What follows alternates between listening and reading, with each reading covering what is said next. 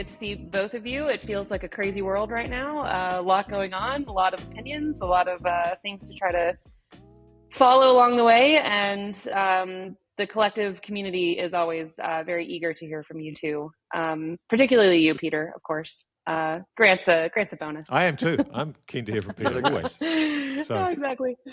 Great. Well, as I said, we are going to listen in. We're going to be flies on the wall for your conversation. And I will appear later as if the Wizard of Oz from behind the curtain, and we'll take questions from the audience. But I'll just get out of the way. Get the hell out of here, Shannon. You're making the place look untidy. Get out of here. Here we go. Peter, how are you, mate? I'm doing great, Grant. It's always fun to talk to you. Is school back, or have we left school now? Are we on holidays? Oh, no. We're back from spring break. My wife and I did back from spring break. Okay. Yep. We did our annual fly and flop, where we pick a beach. This year was right. Got it. In Cancun, you fly in, you flop on the beach, you fly home. Nice. You've been anywhere fun? No, I don't think I've been anywhere fun. Where have I been? No, I haven't been anywhere fun. Not for a while, actually. But it's been nice. I've actually quite enjoyed the fact that I've been stuck at home for a while and not doing much traveling, so it's been quite pleasant. But people don't want to hear about our holiday plans. We can swap photos later on offline. But look, I'm so glad to get this chance to talk to you. There's so much going on, and it's incredibly noisy right now with the news cycle. But underneath it all, I've seen a few of the things you've posted recently on Twitter. There are more and more signs of confidence shifting and being reshaped and being kind of realigned with expectations and possible outcomes. So I guess just as a broad kickoff, let's talk about confidence. Let's talk about what you're seeing in the data and how you see confidence shifting right now around Iran and also around inflation and gas prices and all those things that are obviously germane to the whole thing. Sure. So I'm going to start in two dimensions because I think it's important to appreciate that as we came into 2026, you had at the top extraordinary confidence, particularly among the tech elite, the global political elite. There was, they were living like there's no tomorrow. And so I think it's important that we frame some decisions that have been made, that are still being made, in terms of the invulnerability that small group continues to feel. Because they're making decisions that really reflect the fact that they believe they have certainty and control in everything. Too much so, in my opinion. Yeah. At the same time, we have this massive sea of despair that existed coming into 2026 that is now being bludgeoned by high visible gas prices that they witness every moment they get in the car and drive down the street. And so what I'm seeing is confidence at the very top. Excuse me.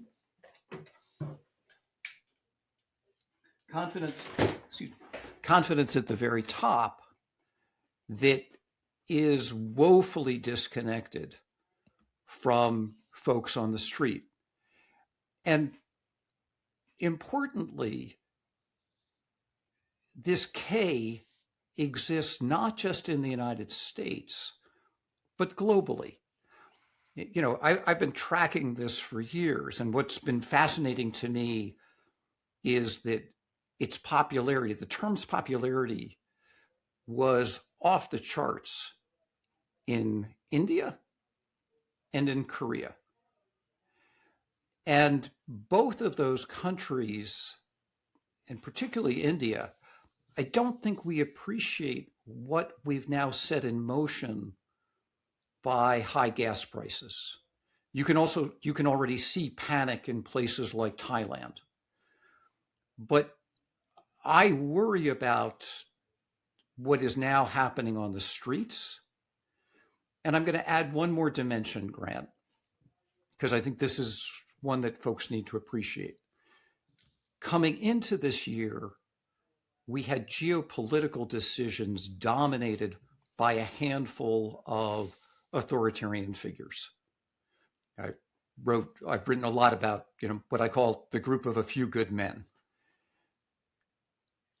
As confidence falls, I expect that their intense want for control is going to run into a chainsaw of populist anxiety that too wants control. And I think there's enormous tension and conflict between the want for control of dominant leaders and the growing demand for control from those at the bottom, and increasingly that bottom keeps rising.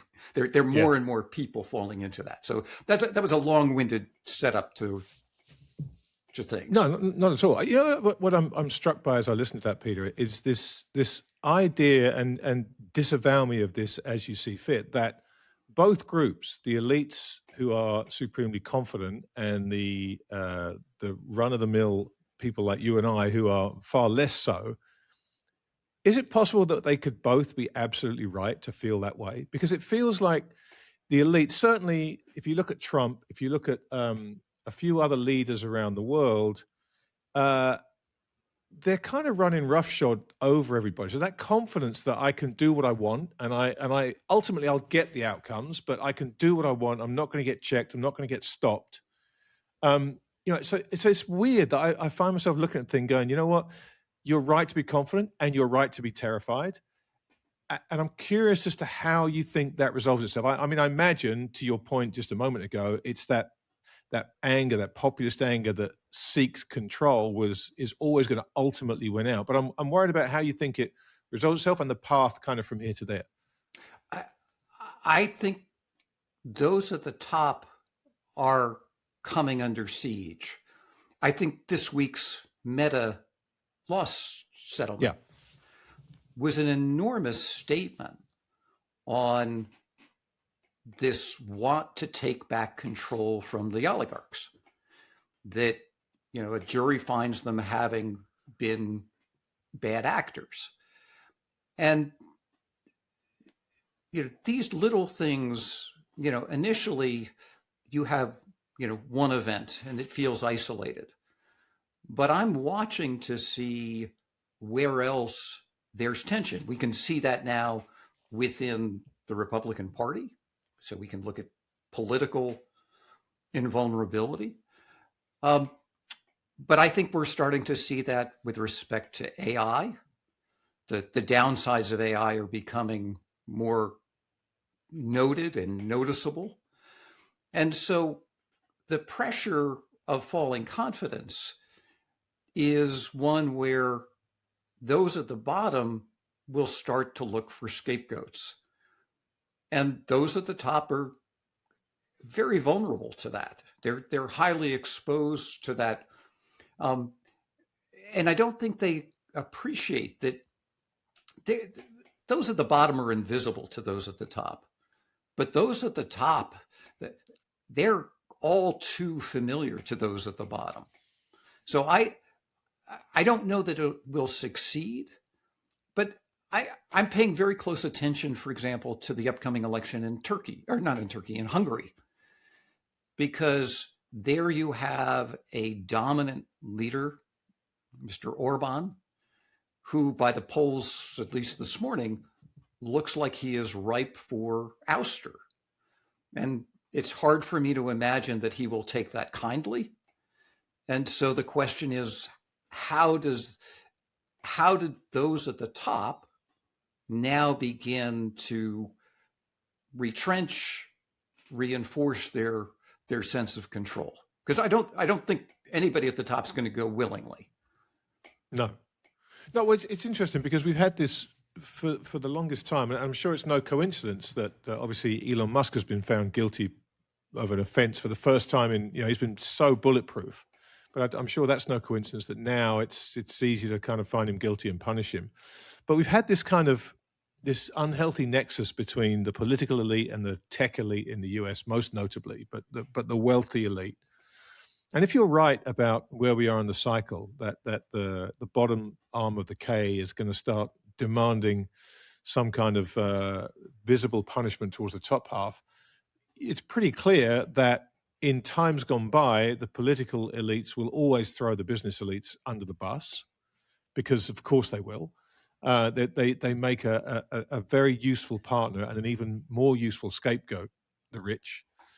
But I'm curious as to how you think it might play out this time. I assume it will be tried to go that way, but have the rich business elite, the tech bros, all these guys, have they become perhaps a little bit too powerful this time around? The normal cycle of politicians saying, look, these are the bad guys over here.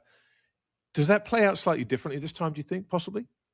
Yeah, and I think to your point, what's happening with the Epstein files is a really great real-time case study in how, the fact that this just doesn't go away says to me something has changed. It reminds me of Bernie Sanders during the 2016 campaign. It's like Hillary just couldn't shake him. And that was because every time confidence fell, his popularity rose. And I feel that's what we're seeing with the Epstein files. And, you've obviously seen on your side of the pond even greater accountability. But I expect that the financial elite are going to begin to throw each other under the bus. That ultimately this is about self-preservation. And don't forget that the tech guys have lots of data. And I would not be surprised to see a lot of data that individuals believed was private become public weapons. As I joke a lot, if in our hyper-financialized economy, if it can be weaponized in the markets, it will be. And I think we need to think about, in a hyper-digitized environment, data is going to be weaponized in the public square as well. Yeah, it's interesting you brought up or you alluded to rather, I can't call him Prince Andrew anymore, the Andrew York, whatever his name is these days. I've lost track. But I thought the way that played out was very, very interesting over here, because on this side of the pond, you couldn't give the public a more prominent head. They threw the biggest guy under the bus straight away. But what they did was throw him under the bus for malfeasance while in public office. Nothing to do with the more sordid side of the Epstein file claims. So assuming there isn't a deal done and they want to make some kind of public show of this and have the public see him in the dock to say, hey, look, we really do put these guys away. The questioning is, that's not relevant, Your Honor. This has nothing to do with malfeasance while in public office, of sending these emails, the government emails to Jeffrey Epstein. So I was curious to see that, and it was greeted by all the different parties in exactly the way you would have expected them to greet it. The establishment crowd were like appalled, and the public were happy that they've been thrown some red meat. But when you sit below it, it was actually, to me, strategically a really, really smart thing to do, to throw Andrew to the wolves for that offense, because you can now punish him. We know people don't read the small print, like what he's actually been charged with. All they know is that he's lost his titles, he's probably going to stand in a courtroom, et cetera, et cetera. And that's maybe enough over here. But I wonder what in the US is going to be enough. If we get to that point where we're going to start to punish people, what's enough? Because it feels more widespread in America, and it feels like it touches people who can be punished in very, very visible / acceptable ways to the lower arm of the K. Yeah, I look at what's happened to Andrew, and I think of Al Capone, who was, ultimately brought down on tax evasion. Taxes, yeah. Yeah. As mood falls, the charges will become more sordid, uglier. The want for accountability will intensify. And so what you've seen right now is sort of social ostracization. We're sending these people away. We're taking them out of the headlines permanently. But that won't be enough when the crowd really gets angry. And what the power of the Epstein files is its symbolism of absolute unaccountability among the financial and political elite. And that's, when confidence falls, it's all about the symbols. So this one is going to be one that brings terror to more individuals, and the details as they come out will be increasingly shocking. In the US? In the US and potentially globally, as they, Epstein obviously was an international figure, but certainly in the US. But it feels almost like, and again, I feel like Al Pacino in The Godfather Part 3. Just when I thought I was out of the Epstein files, I get pulled back into it, and I'd kind of made a deliberate decision to just turn off from it. I think, I just don't want to. I don't want to bury myself in this stuff anymore. It's just too depressing. And then the last release kind of pulled me back in again. I was like, oh man. How is that something that you think people ultimately cannot be persuaded to let it go, because it gives them something as confidence falls around, fuel prices, and we'll come on to that stuff in a minute. This gives them that kind of torch that they can grasp for when they're not quite sure why they're feeling angry. We can always go back to Epstein, because if that's the case, there's no way this thing's going away. No, there's no way it's going away. And I think those at the top would like it to. They're doing all they can to, deflect and divert. But this is too ripe with sordid details. And for those at the bottom, it's really galling. It really hits them hard. And more importantly, Grant, as our confidence falls, we start to take up a much broader paintbrush, and we change colors to simply black or white. And so what the Epstein files will enable, I think, when confidence falls, is for those at the bottom to paint those at the top with a very broad brush of they were evil and black. It may have gone from white to black through thousands of shades of gray, but it's really morally reprehensible. And here, I think there's one other element, which is I expect our moral compass to swing violently. That all of this behavior that we see in prediction markets, insider trading, we've thrown so much water, so much liquidity into things that they became swamps. And what's likely to happen is a real moral swing that we conclude, people can't answer the question, how did you think this was okay? Yeah. With a straight face. See, I get that, and I feel that viscerally. And we had this ridiculous situation right before the first attack on Iran with the S&P futures and the oil, those massive $1.5 billion notional that went through 10 minutes before the announcement was made. And again this week. Yeah, exactly. And when I spoke to people about this, and it's come up a lot with market people, people in the market are kind of sick of it. Probably because they're sick of getting beaten around the head by the markets, and here's someone making an easy profit. But at the same time, there's this real sense of, but what are you going to do about it? This happens all the time, and it's become more and more obvious. We started with the whole Nancy Pelosi thing, and everyone could see what was going on, but nothing was done about it. there's no way anyone's ever going to get held accountable for this stuff.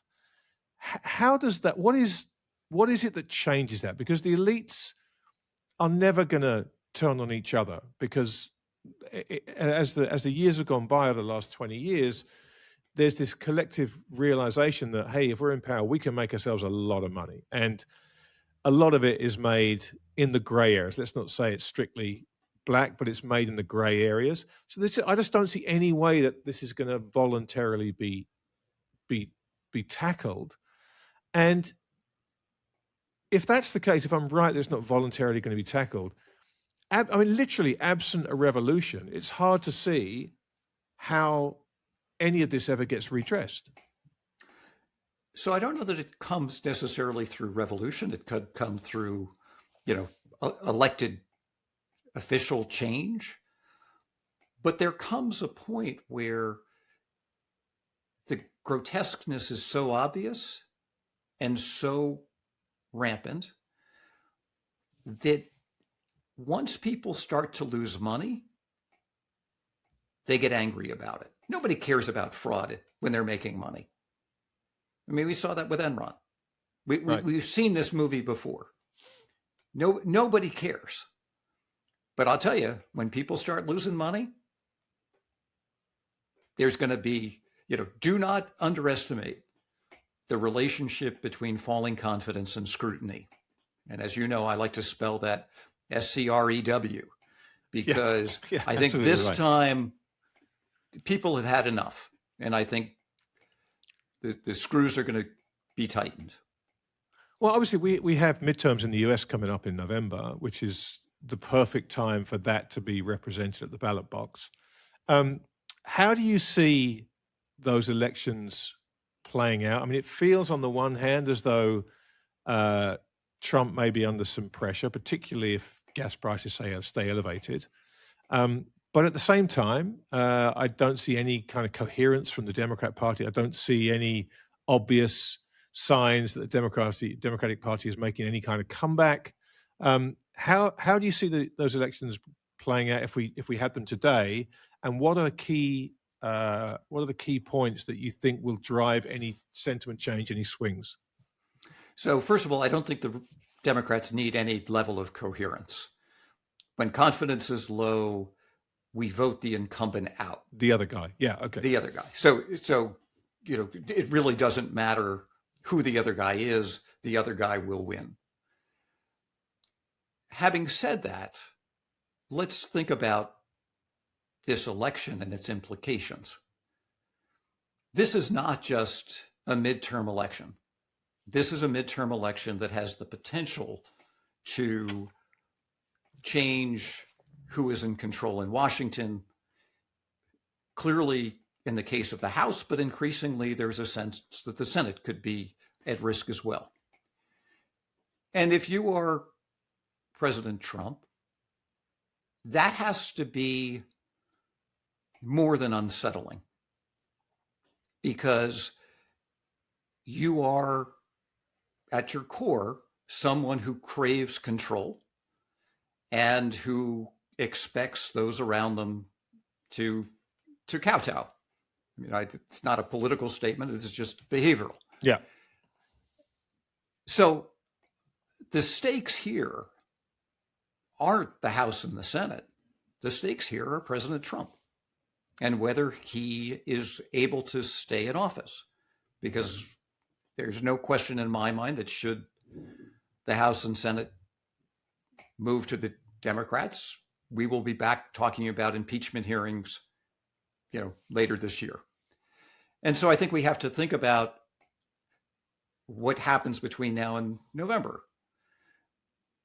I think if there was a clearer chance that the Republicans could prevail, you would see much more responsiveness to issues of affordability. That they would be much more aggressive in trying to encourage voters to swing Republican through any number of things, cash and prizes, or incentives, financial incentives, and other incentives to draw voters. But we're not seeing that. And so I think that begs the question, is the real effort in voter suppression and other steps that the administration will take to make sure that when people get to the polls, that there is a clearer path to victory than certainly the current polls suggest. I'm not suggesting anything nefarious, but I think we need to recognize that this is not just your typical midterm election. There's way more at stake here. When you think of it, frame it in terms of feelings of certainty and control, and this is a moment of intense tension, because the outcome will be binary.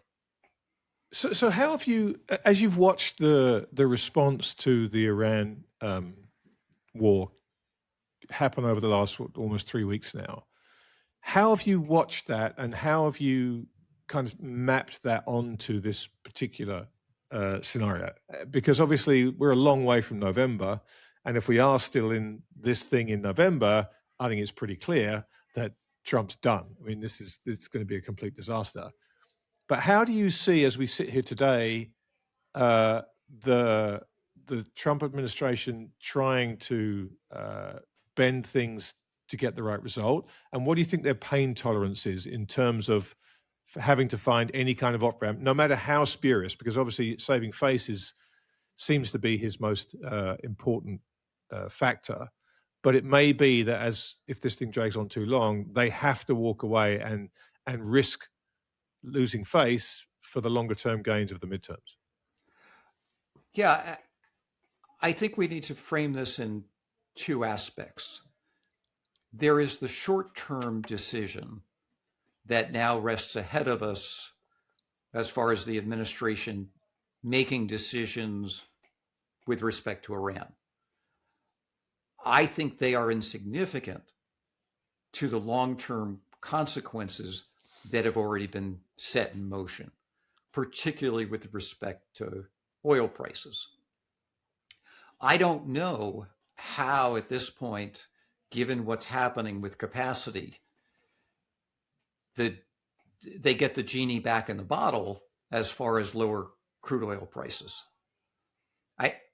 I honestly don't see prices coming down meaningfully between now and November, just given what's been destroyed, what's been delayed, So those ripples, I think, are going to be still very noticeable in November, irrespective of what the administration chooses to do now. The financial consequences, the near-term financial consequences, I think, are still evident. Now, because of that, I think the geopolitical consequences become even more challenging, which is to say, for the administration, they want to hoard any and all energy to keep domestic prices down. Yeah. Between now and November is intense. And so I think we need to think about, well, who suffers as a result of that? What economies, what nations are most at risk at that? And so, there's this temptation, this need to be focused on the situation between now and November in the United States, I think has grave consequences to the broader world, which leads me to sort of the punchline in this. Put yourself in the position of somebody in Germany or somebody in Korea or Japan. Gas prices are rising dramatically. Everyone, right or wrong, can point to the United States for having set that in motion. You as a nation have plenty of capital invested in the United States. I think we are likely to see an enormous populist wave demanding that capital be pulled from the United States. I'm not wishing it. I'm not saying it's right or wrong. But if an intense me here now mindset develops and policymakers and more importantly, voters overseas begin to blame the United States for their plight, much like they did Russia after the Ukraine invasion, we're not going to be a very popular place to put money. Again, policymakers will struggle to answer why that was a good idea. Yeah, no, look, that makes sense. And we've had data recently, the University of Michigan confidence figures, and you posted a great chart the other day showing just how poor it is, and it's noticeable that we've had basically a triple bottom since 2022. We had that inflation spike back in 2022, I guess it was, a bounce, and now we've had 3 readings during this Trump presidency, which are among the lowest ever recorded. How, if at all, do you bounce back from that? Because and again, you've posted loads of stuff recently about how important gas prices are to sentiment, and I think we all understand that. And as you said in a conversation you and I had a couple of years ago, this idea that the price is waved in your face on both sides of the street every half a mile, wherever you drive, anywhere in your car, it's a tough one to bounce back from. So with sentiment that low, if you're in markets, you think, well, if it's that low, it's got to bounce, right? That's the market way of thinking about these things. But I would imagine that you, in the way you look at this, think about it very differently. So I'd be curious to either have that confirmed or debunked. Yeah. So at this point, I think what we're really seeing is confidence among Republicans deteriorate. Democratic confidence couldn't have fallen much lower. Right. In the same way that during Biden, Republican confidence couldn't have fallen, or during Obama, Republican. So what this is saying is that his base, the confidence of the base, is deteriorating, and what that suggests is a lot more infighting and a lack of cohesion among Republicans. He's going to have a much harder time getting everyone to row in the same direction. So his challenge, I think initially, has to be, how does he reunite the base? That as a beginning point to boost confidence, he's got to start there. Democrats will be the last ones to see their confidence rise.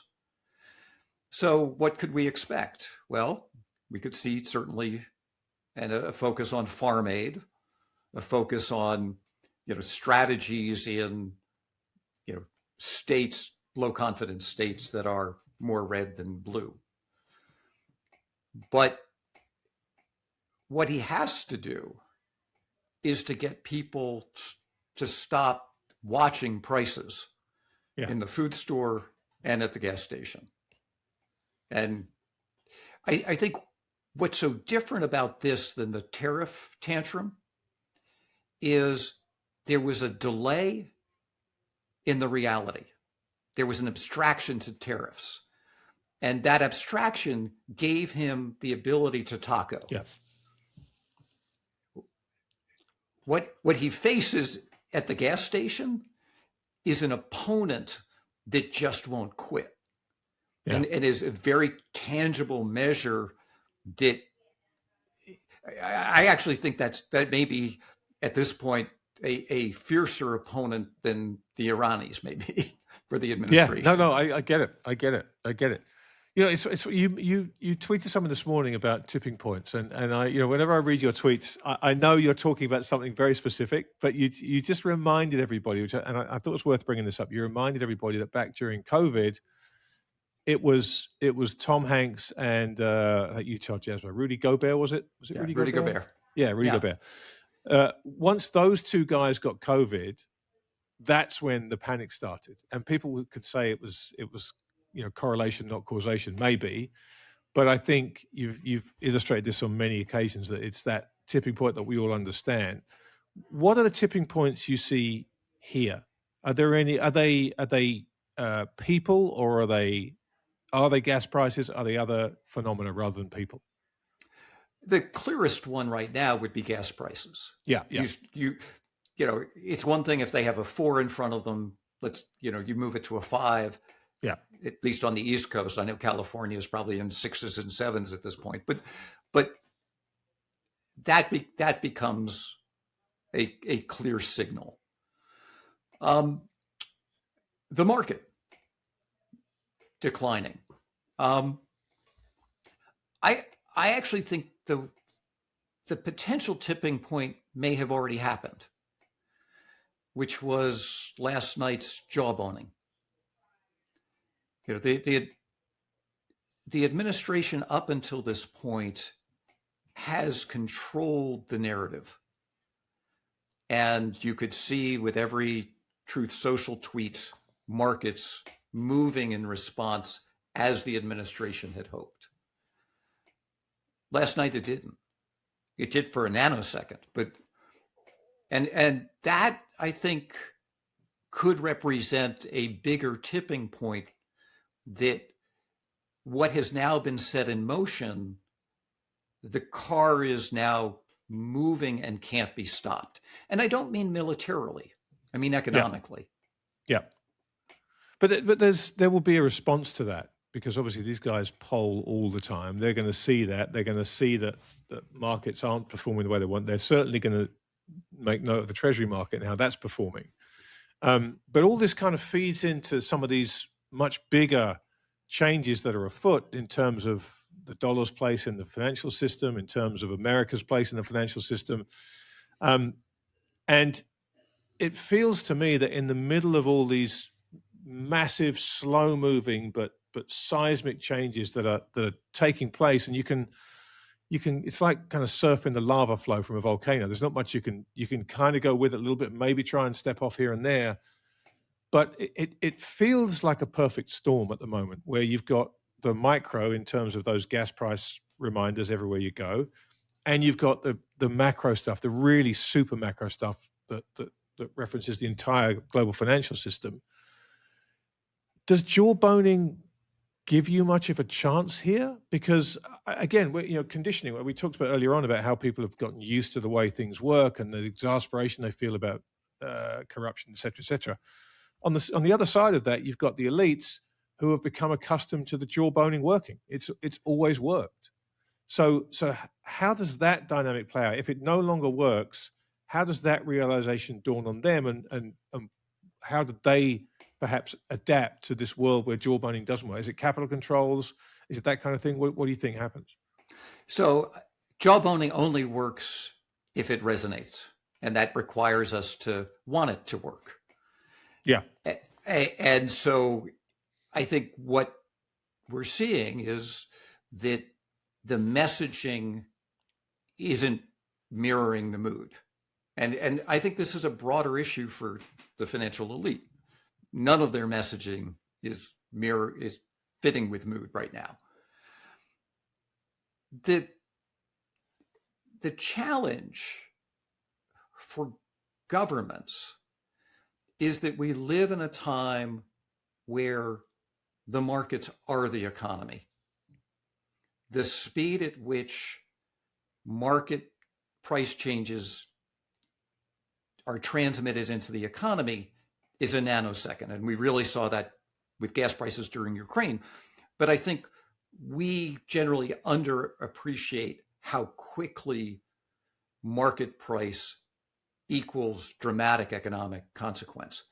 And even more so now that businesses have really reorganized themselves to over-cater to the financial elite. So market moves mean a whole lot more to United Airlines today than they have ever met. So policymakers will have no choice but to become active participants in the markets. We're already seeing that being talked about in Japan. Let's buy oil futures or sell oil futures. But I expect that they're already doing it. I mean, you're watching Turkey sell gold and to prop up its currency. I mean, I think governments are acting in a very rational way, given that they are all too aware of how much the markets mean to their economies, and as a result, the markets mean to them and their personal and political survival. They will have no choice. I think capital controls are inevitable. We're seeing that. I expect we'll see that in the not too distant future if the dollar keeps going and central banks conclude that they don't have enough gold to play this game. But the governments have no choice but to pull whatever levers they can, and more so today because of the dominance of the markets. You know, it's the irony is once we get to the point where these guys need to do things, it actually makes it a lot easier for us, because if they need to do it, they don't have a choice, right? So when they get to that point where capital controls are the only answer, we can all say, okay, well, they're going to do it because they have to. But while we're on markets, I'm just going to, there's a typically smart question from Robert Mullin here. Hey, Robert. I'll read this to you in case you can't see it. He agrees with your belief that foreigners are going to pull assets from the US because, one, many in the Middle East will need to finance rebuilding, and two, much of the rest of the world will need to subsidize food and fuel, etc. Do you think there's a possibility that those who feel unheard by the White House are incented to pile on to US asset selling, as that may be the only way to get Trump's attention? Look at Shannon with her new toy there, putting the question up on the screen. Marvelous. Yeah, I think that you may see collective action. And collective action that is very visible. Small c, everybody, calm down. Small c. But yeah, again, this is about political survival. And so if you're a politician in a foreign country and people are telling you you need to pull assets out of the United States, you're going to be very, very visible with that. And I think we got a taste of it a couple of weeks ago or months ago but it's going to be visible and it's going to be collective. Well, let me ask you something about something a little bit more specific, because you and I have both, I was going to say, had an equal fascination, but I think yours is a fascination, mine's bordering on the obsession with our friend Mr. Musk, and not necessarily him and what he does, but what he represents in this whole thing. You know, I've seen him as the central pole for this entire circus tent, and I always figured that he was going to be the guy that, when his fortunes turned, this was all going to turn. And we touched a bit on the elites earlier on, but it's interesting that in the middle of all this, not only is the SpaceX IPO now being kind of hastened forward as fast as it can, but there was a story out last night that Musk is going to target, and I think that's a great adjective to use, retail, verb, sorry, target retail for that IPO. I mean, which makes all the sense in the world to me, but I'm curious as to what you think that SpaceX IPO might ultimately represent. So you and I have shared these thoughts, and I want to offer some perspective real quick. We've seen multiple headlines that say Donald Trump is the Elon Musk of Washington. Elon Musk is the Donald Trump of Silicon Valley. Those are not my words. Those are easily findable. And so they are. They're important embodiments of the kinds of leadership style that we embrace during these early days of disruption, you know, the anti-establishment, you know. And so his challenge, I think Musk's real challenge today, is his inability to be both Daniel and Goliath at the same time. And he has made his fortune portraying himself as Daniel. And he now hopes to make an immense additional fortune being Goliath. And those to me are incongruous and in absolute conflict.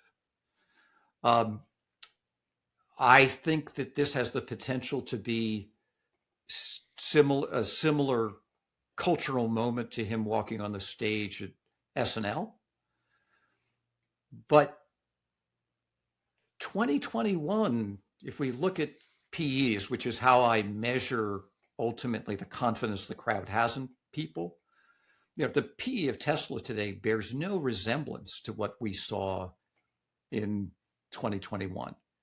He doesn't have the standing that he once had.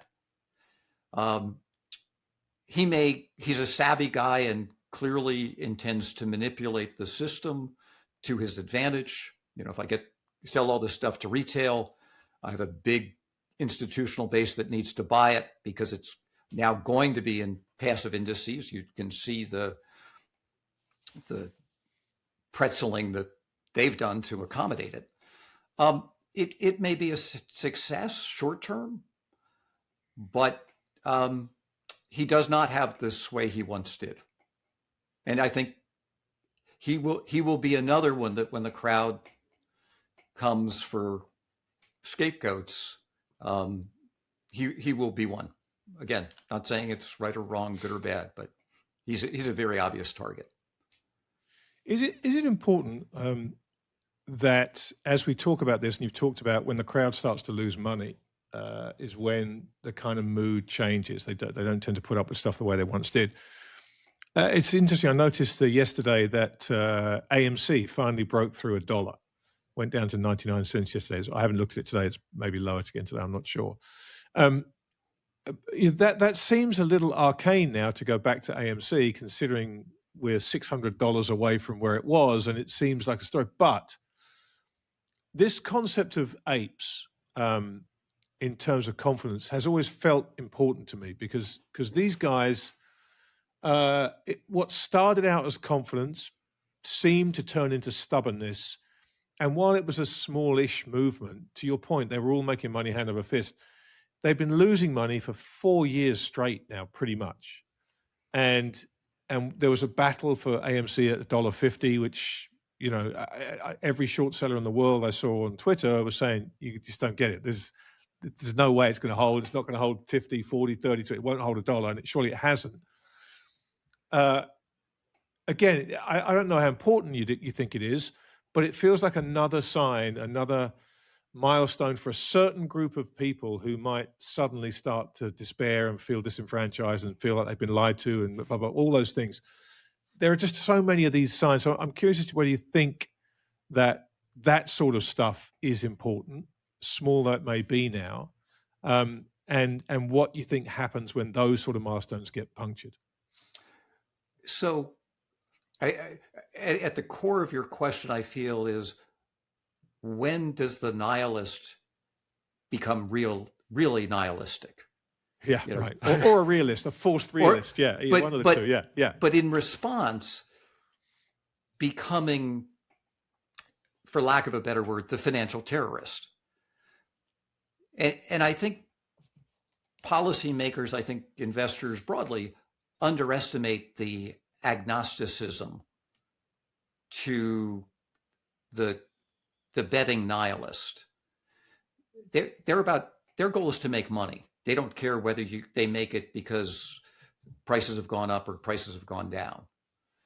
And so I think the risk is that the crowd decides that this crowd decides that rather than buying calls and pushing prices up, they stampede into puts and see what they can do to crash the market. I don't wish for it. No, of course not. But there was such a strong evil short seller narrative. It would be some capitulation for me for the apes to decide that selling stuff short was actually the way to go. I mean, that would be a complete and utter capitulation there. And for me, that would be an incredibly important sign. But I don't know if anyone else would agree with that. I think it's the real stick it to the man that they've been looking for.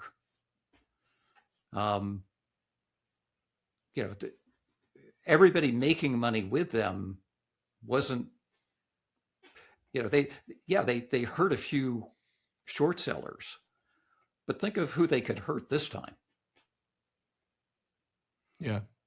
And again, I don't want to use this term. I want to use this term very carefully. We've talked about the weaponization of the markets. And so I think you have to consider financial terrorism. I mean, I think if you push people to a point, that Fifth F response becomes really meaningful and something that I expect people will act on if mood really deteriorates. And by financial terrorism, you kind of mean this idea of buying puts and saying, well, you know, if we're all going to go down, let's go down together. That kind of thing. Yeah. You can't look at what's been happening in the last couple of weeks and see how much money has been made by front-running events. So what's to say somebody who is desperate wouldn't front-run their own event? Yeah, no, fair enough. Well, listen, I don't. Again, I'm not looking for it, don't want it, but sure, we have to be thinking about what does despair bring out in people, particularly financial despair. Yeah. It's such a good point. Look, I'm looking at the time. We've got a few minutes left. Shannon's just about to give us the. I want to ask one more question if I can before we let it go, and that is we touched on it very briefly earlier on. I think you just mentioned it, and it's amazing these days to have an entire conversation for an hour and not mention it, and that's AI and AI's role in confidence, because obviously it was this wonderful idea that was going to make everyone's lives better. You know, it's also going to take jobs, and now you can see people are much more happy to look at through the dark lens at AI than they were before. So I'm curious, before we finish, just to get your thoughts on AI. And I see there's a thing here from Larissa, which I'm not sure if we've even got time to read, let alone answer. But give us the idea on AI, and then Shannon could deal with that afterwards. Sure. So we love abstract, futuristic technology when confidence is high. And AI checked every box of, I mean, it's sort of the NFT of technology, the cryptocurrency. Its problem is that its benefits still feel intensely abstract. At the same time, its costs feel realer and more tangible by the day. It's making our electricity more expensive. It's potentially bad for the environment. I'm going to lose my job. I mean, it was fascinating coming back to campus this spring and the massive 180 that I saw between how students felt when I left last spring and came back. It went from being a great crutch to writing my paper to, oh my God, I'm not going to have a job. Right. That's a real problem. You can't have abstract future benefits at a time when people feel a real immediate cost. And by parallel, it's the same problem that the administration now faces with Iran. If there is a benefit to all of this, and I suspect there is, it's abstracted well into the future at a time when people are seeing the real term consequences immediately. And I think that's the greatest threat to AI, is that there's too much immediate pain that people see. And I expect we're going to start to see lots of mounting restrictions on its use, its growth. We inevitably have a backlash to innovative technology. And AI is due its now. All right. Well, look, with that, I will. She's looking menacing now, so I'm not gonna push my luck any further. Shannon, so there you go. So, can I ask Grant one question? So, yes, I've done a definitely. lot of talking on this, but one of the confidence-driven responses that I pay attention to because of you is the shift in denominating oil from dollars to yen. And so you have likely been paying much more attention to that in the last couple of weeks than I have. What do you see in terms of behavioral shifting going on? Well, it's interesting because this is something that multiple countries have been trying to do for decades now, is find a way to pay for their energy imports in their own currency. And the dollar has had an iron grip on it, as has the US Treasury. And they have, they've brooked nobody making any kind of moves to change that system. What we're seeing in the last few days is, people talking about pricing it in Iranian rials and pricing it in yuan and pricing it in yen.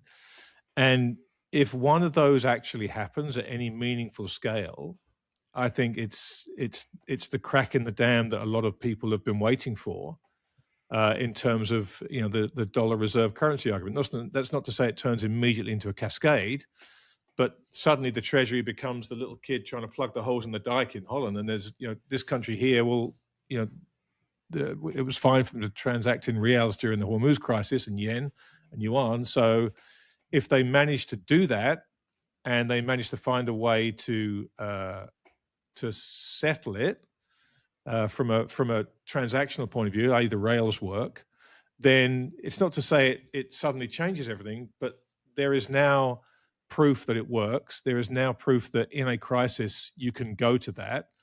And the next time there's a crisis, and there will be, because there always is, the kind of example has been laid. So, I'm not looking at it thinking, oh my God, this is it, the tipping point, although a lot of people are prone to seeing every kind of potential shift as the end of this or the beginning of that. But I certainly think it's potentially a very important shift, and one whose importance will increase were it to happen, and other countries were able to pay for the dollar in their own currencies. Yeah, I just think that's something we really have to pay close attention to. And as a behavioralist, I'm sort of expecting that Giselle moment where when we see a sudden want to make that shift being an indication to, at that point, things have gone too far. So we'll see. Yeah. Okay. Well, thank you both very much. I can't believe how fast an hour went. Tell me I felt about like it. I blinked and it was over. Something tells me you two could chat about this all day, but we will stop it there. Larissa, thank you for sharing those thoughts. I think that's going to be perfect for next time we're together in person with a glass of wine. Plenty to dig into there. But that's it for now. We can all get back to our Fridays. It's 5 o'clock for some of us. Looking at you, Grant. Yes, ma'am. Golf in your future, I imagine? Well, it's 42 degrees and raining sideways, so probably not. We'll see. Probably not. A pub. We know an addiction when we see one. Yeah. Thank you again both so much. Thanks, Peter. Good to see you, my friend.